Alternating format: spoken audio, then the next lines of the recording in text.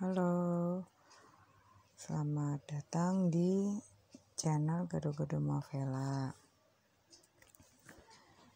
Terima kasih ya yang sudah mampir ke channel saya. Dan terima kasih juga buat yang setia mendengar cerita-cerita saya. Kalian sudah subscribe belum? Kalau belum, mohon bantuannya ya dengan subscribe, like, share, dan bunyikan lonceng notifikasinya. Terima kasih. Semoga Tuhan selalu melindungi kalian. Amin. Gimana kabar kalian hari ini? Semoga kalian sehat-sehat selalu ya. Kalau ada yang lagi sakit, jangan lupa berobat dan istirahat yang cukup. Hari ini saya akan cerita tentang teman saya. Namanya Susan. Jadi Susan ini dia ceritanya itu dia hampir aja jadi pelakor gitu loh ya kan. Kok bisa ya, ceritanya itu gini loh. Jadi Susan ini kan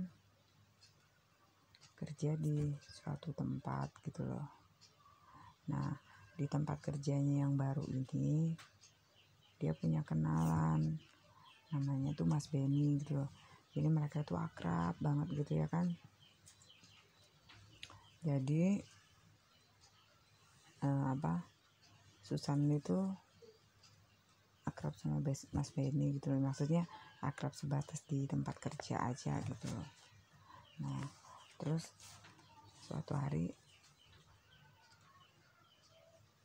mereka bicara gitu kan, suatu hari pas jam makan siang gitu, pas kebetulan makan siangnya bareng gitu loh. Mas Benny cerita sama dia, cerita kalau dia itu sudah menikah dan punya anak, tapi pernikahannya itu nggak bahagia. Jadi ceritanya kayak gini loh. Pernikahan kami cuma sekedar tulisan di atas lembar kertas. Kami tidak saling mencintai. Curhatnya Mas Benny gitu sama Susan kan. Susan katanya jadi kasihan gitu loh. Maaf ya kalau ada gangguan suara hujan. Iya Kak Mas, kasihannya kamu Mas. Iya bilangnya, kalau Mas nggak cinta gitu kan, kenapa Mas masih mempertahankan perkawinannya? Ini Susan gitu kan. Terus jawabnya si Mas Benny, dia tuh kasihan sama anaknya dulu. Dia bilang anaknya itu, dia bilang masih kecil gitu, jadi dia tuh nggak mau ninggalin anaknya gitu loh ya kan. Makanya dia tuh masih mempertahankan pernikahannya, tapi dia bilang dia nggak bisa terus sama istrinya dia, karena dia nggak cinta dulu kan, dia nikah katanya karena dijodohin gitu. Ya ini sih ya, kasihan juga kadang-kadangnya kalau dengar cerita kayak gini ya kan. Makanya kalau pada nggak kuat akan jadi pelakor ya kan. Tapi kalau kuat ya udah, kita nggak perlu ladenin hal-hal seperti itu ya kan. Nah jadi si Susan ini kan tiap hari dicurhatin sama Mas Benny kalau rumah tangganya gini, kalau istrinya gini ya kan. Ya namanya juga cewek ya kan, tiap hari ada yang curhat, ada yang mengeluh, lama-lama dia jadi kasihan ya kan, lama-lama jadi simpati ya kan. Makanya itu buat mbak-mbak, mas-mas, kakak-kakak yang sudah berpasangan, kalau punya masalah itu jangan curhat ke lawan jenis, karena ujung-ujungnya pasti akan terjadi hal-hal yang tidak benar gitu loh. Ini sudah awal-awal mula terjadinya bibit-bibit perselingkuhan, bisa terbentuknya ada orang ketiga atau apa, karena kita bicara sama orang ketiga ya kan. kalau orang ketiganya dapat yang baik, dia bisa kasih kita nasihat, bisa kasih kita jalan gini. Tapi kalau dapat orang ketiganya yang tipe-tipe merusak rumah tangga orang juga, ya udah akan jadi kesempatan ya kan, dia menghancurkan rumah tangga kita ya kan. Nah kebetulan si Susannya orangnya tipe yang baik gitu loh. Dia memang sempat katanya gara-gara Mas Benny itu tiap hari curhat terus, dia jadi kasihan. Jadi mereka sering ngobrol bareng, sering apa, tapi ya sebatas ngobrol bareng itu. Walaupun sebenarnya lama-lama si Susan juga jadi suka, tapi dia membatasi perasaan sukanya gitu loh ya kan. Dia cuma merasa aduh kasihannya Mas Benny gini gitu loh. Terus karena keseringan ketemu, tiap hari dicurhatin, Susannya jadi bener-bener suka banget gitu loh sama Mas Benny gitu loh. Tapi untung Susan ini pintar. Dia kan gak cuma percaya 100% dari kata-katanya Mas Benny bahwa istrinya begini, istrinya begitu ya kan. Si Susan cek and recheck, cari informasi sebanyak-banyaknya tentang Mas Benny dan keluarganya. Apa benar istrinya tuh seperti yang diceritakan Mas Benny, bahwa istrinya begini, apa benar bahwa perkawinan mereka itu nggak bahagia gini. Nggak taunya katanya Susan, dia dapat info dari teman kerjanya bahwa Mas Benny sama istrinya tuh sama anak-anaknya bahagia kok. Malah istrinya tuh katanya baik gitu loh, nggak cemburuan, nggak pemarah, walaupun Mas Benny suka bergaul sama perempuan di kantor gitu katanya ya kan. Susan jadi kaget kan, loh kok beda ya ceritanya dengan yang dibilang bahwa istrinya itu jahat, istrinya tuh nggak peduli sama Mas Benny, bahwa istrinya begini, istrinya begitu. Ternyata kalau versi teman-teman yang lain beda gitu loh kan. Nah ini ketahuan sudah, berarti sebenarnya ini trik-triknya Mas Benny ya kan, buat deketin Susan, buat narik simpati dengan cara menjelek-jelekan istrinya dia ya kan. Gak boleh kayak gitu ya kan, kasihan itu kalau untuk orang-orang yang nggak tahu kan, jadinya dia akan jatuh cinta beneran ya kan, malah dia akan jadi pelakor ya kan. Kalau sudah jadi pelakor, nah susah sudah kan. Kalau dia sudah jatuh cinta beneran, bagaimana? Dia nggak bisa ninggalin ya kan, pasti ya kan. Mana ada yang mau ninggalin orang yang dicintain ya kan, jarang-jarang ada kayak gitu. Tapi si Susan nggak. Begitu dia sudah tahu cerita yang sebenarnya tentang Mas Benny dan keluarganya, akhirnya Susan jaga jarak. Tapi namanya mau jaga jarak juga susah ya kan. Kalau masih sekantor, masih sering ketemu bareng, masih sering diajak bicara atau gimana gitu kan, susah buat menghindarinya ya kan. Akhirnya Susannya berhenti, dia bilang sama saya dia berhenti kerja. Akhirnya cara satu-satunya untuk keluar sebagai orang ketiga itu gimana? Ya itu sudah, dia bilang dia berhenti kerja, dia putuskan hubungan dan komunikasi sama Mas Benny, jadi tidak saling bertemu lagi, tidak saling komunikasi lagi ya kan, demi kebaikan bersama ya kan. Daripada nanti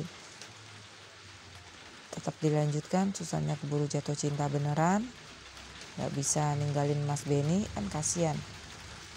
Gimana rumah tangganya Mas Benny jadinya ya kan. Nah ini orang-orang yang tipe kayak Susan ini perlu kita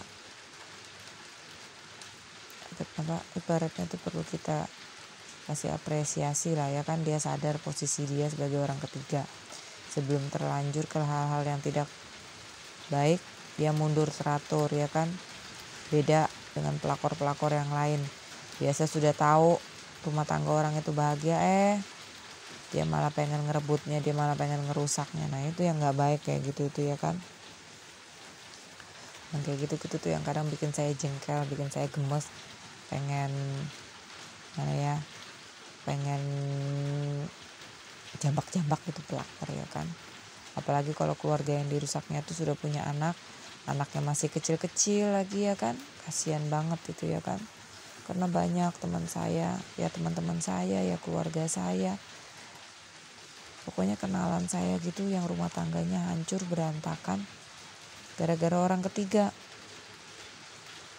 yang dengan seenaknya merebut pasangan mereka gitu loh ya kan. Tapi ya itulah, kalau sudah ada orang ketiga mau bilang apa lagi ya kan. Biasa para lelaki itu kan dibilang apa, puber kedua. Kalau mereka sudah puber kedua ya udah, kita nggak bisa apa-apa. Apalagi kalau para om-om gitu, maksudnya yang udah umurnya 40, 50, aduh. Kalau dia sudah puber kedua, dapat ketemu pelakornya yang masih muda, cantik, aduh. Nyata sudah itu, istrinya akan ditinggalin, anak-anaknya akan ditinggalin. Karena mereka pasti akan milih selingkuhan mereka yang masih muda, cantik ya kan, daripada istri mereka yang udah tua, udah gak cantik lagi, udah gak menarik lagi ya kan. Kasihan kan jadinya istri-istri mereka ya kan. Tapi untung si Susan tuh dia ninggalin katanya sebelum terlanjur lebih akrab lagi, dia bilang lebih dekat lagi sama Mas Benny, dia tinggalin gitu katanya Mas Benny ya. Pokoknya dia betul-betul putus hubungan, putus lost contact gitu loh. Sampai sekarang kalau ditanya gimana kamu masih ada berita tentang Mas Benny, itu nggak ada, dia bilang. Dia tuh putus hubungan sama Mas Benny itu betul-betul semua yang berhubungan dengan Mas Benny dia putusin. Maksudnya teman-teman rekan kerja yang dulu masih yang kerja bareng dengan dia itu dia udah nggak komunikasi lagi. Jadi ibaratnya Mas Benny pun nggak bisa cari informasi tentang dia ke teman-teman kerja yang lain. Terus dia juga pindah rumah. Terus tempat-tempat yang dulu pernah dia datangin barang Mas Benny juga dia udah nggak pernah datangin lagi. Ya pokoknya betul-betul gak ada komunikasi sama sekali. Makanya dia bilang dia jadi bisa lupain. Walaupun sebenarnya tuh Susan sempat jatuh cinta loh katanya sama Mas Benny itu, karena katanya Mas Benny itu orangnya baik, gimana gitu ya. Kalau ada maunya pasti jadi baik ya kan. Makanya saya salut itu sama Susan itu, dia berani mengakhiri sesuatu yang dia pikir kalau diteruskan akan merugikan diri dia, juga merugikan istri dan anaknya Mas Benny ya kan. Jadi buat mbak-mbak, mas-mas, kakak-kakak di luar sana ya kan, kalau sekarang lagi menjalin hubungan dengan pasangan orang ataupun sekarang menjadi orang ketiga ya kan, lebih baik dicek dulu kebenarannya gimana gitu loh, atau lebih baik dipikirkan ulang ya kan. Jangan sampai kita tuh betul-betul merusak sebuah keluarga yang betul-betul bahagia gitu loh, betul-betul harmonis gitu kan. Kadang yang kita pikirkan itu anak-anak mereka gitu loh, kasihan kan gimana nasibnya gitu ya kan, punya orang tua yang berantakan itu kan. Saya minta maaf loh ya kalau misalnya ada kata-kata saya yang tidak berkenan di hati kalian, yang buat kalian tersinggung atau gimana. Gak ada maksud saya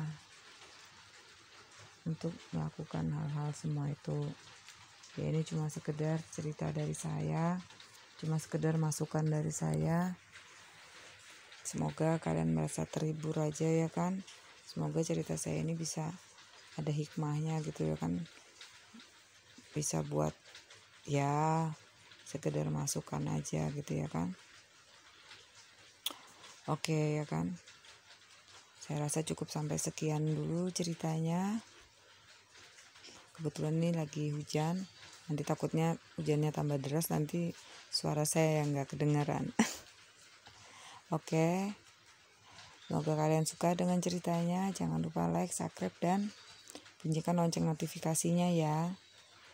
Buat yang sudah dengerin cerita saya sampai selesai, terima kasih banyak, dan semoga Tuhan melindungi kalian selalu.